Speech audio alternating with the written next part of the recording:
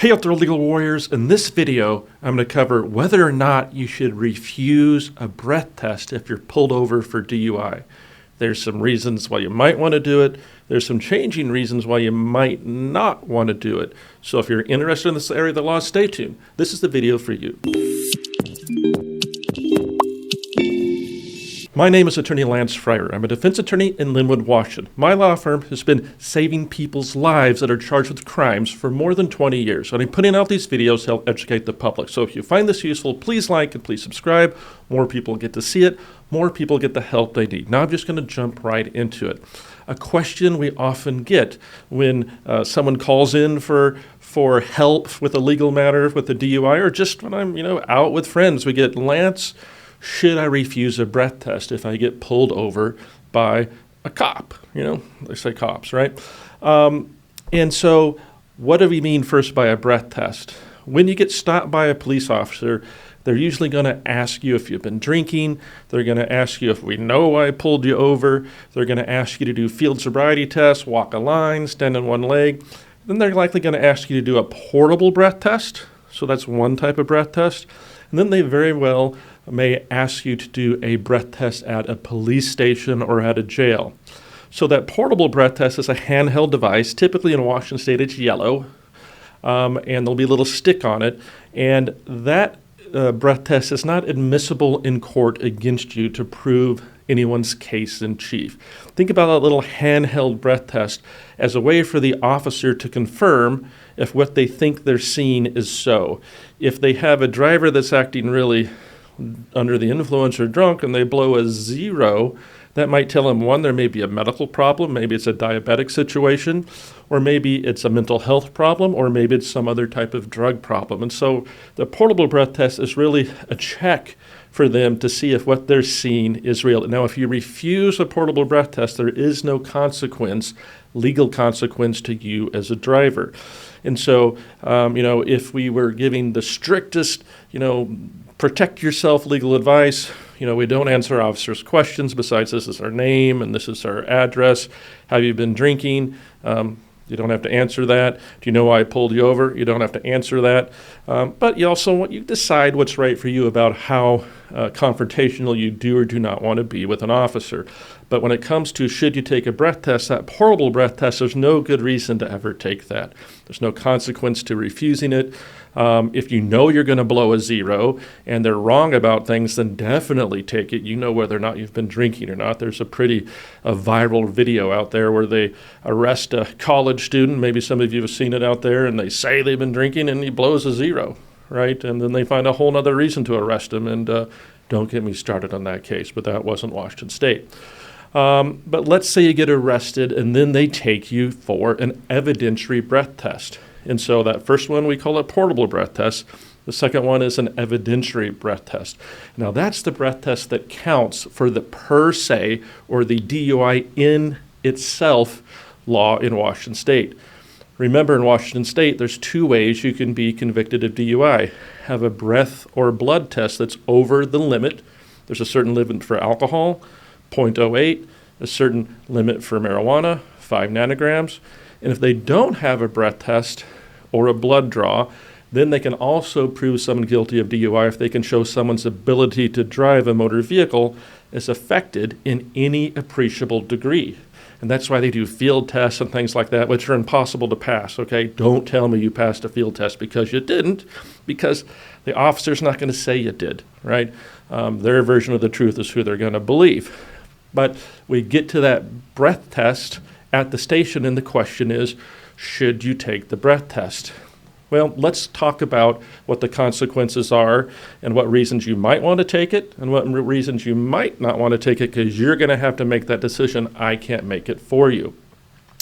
If you're offered that breath test, the first thing you're going to want to do is ask to speak to an attorney. You're going to want to ask to speak to an attorney. You have the right to ask to speak to an attorney. And then once they put you in contact with an attorney, you need to ask for privacy. Because if the officer doesn't give you privacy and you've asked for it, and they can listen to what you're saying to the officer, that's violating, or to the attorney, that are violating your attorney right to have an attorney, that type of privilege, right?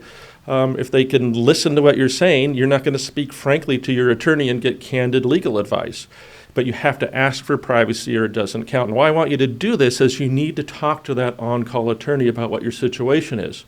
Whether you should take the breath test depends on many things. One, how much have you had to drink, right? How drunk do you feel? How many prior DUIs do you have, right? Why were you pulled over, right? What's the attitude of the officer been so far? There's lots of different things because the officer has discretion to decide what to do if you refuse the breath test. So you're going to listen to that attorney. That attorney is going to ask you some questions. You're going to privately answer those questions, and then you're going to make a decision about if you want to take the breath test. What happens if you don't take the breath test? Well, this is where that officer discretion comes in. Now, 6-7 years ago, before marijuana DUIs were common, many times when somebody refused a breath test, that's just where it stopped. It's a refusal.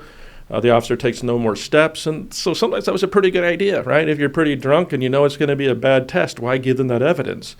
Nowadays, though, because there are so many marijuana DUIs, just think about it. Getting a warrant for blood for a DUI to get a judge to sign a warrant, it's almost like fast food now, right? It's almost like going through a drive-through where it's like, oh, fill out this form, hit this email. Some judge sitting at their house gets the email. They say, yeah, get the blood draw. And now you have the worst of both worlds instead of the best of both worlds. What do I mean? Well, when you refuse a breath test, you get enhanced penalties. The mandatory minimums for a DUI, if you're convicted in court, are enhanced. They can go up substantially with substantially more jail time, substantially more license suspension. And also the administrative civil side of the licensing process, you go from a first offense, if you take a breath test, it's a 90-day suspension. If you refuse, it's a 1-year suspension.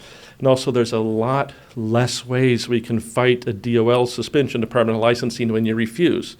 We can only really fight it on, did you get the right warnings? And was it a bad cop or a bad stop, right?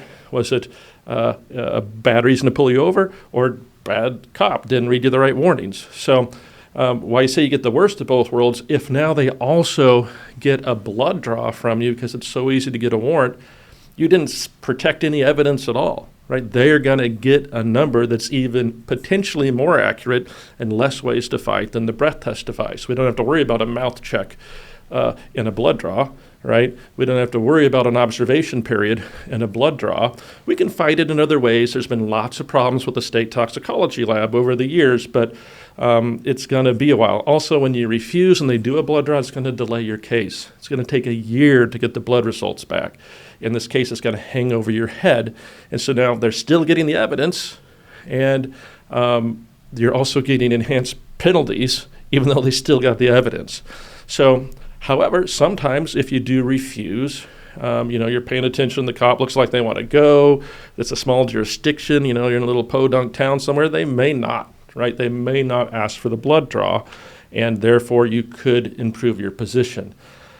Really, the more serious the case is, the more priors you have, or if there's been a very serious traffic accident, that would typically weigh towards making it harder for them to get the evidence that they need.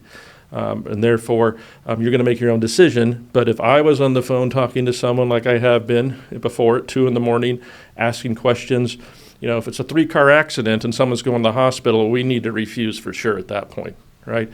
If you don't think you're that drunk, you've never been in trouble before, it's a jurisdiction where the attorney's going to be able to predict what the outcome might be on your range of breath tests.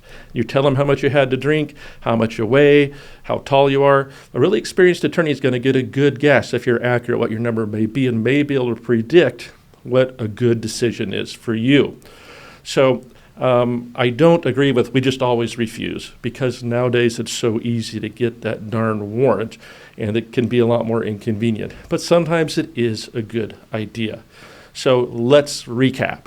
The portable breath test, that's pretty easy. Unless we know we're a 0, there's no reason to take it. There's no consequence for not taking it. Well, if you don't do this, I'm going to have to decide without these results. They've already decided if you're at that point, right? If they've gotten to that point, they've already decided you're getting yanked.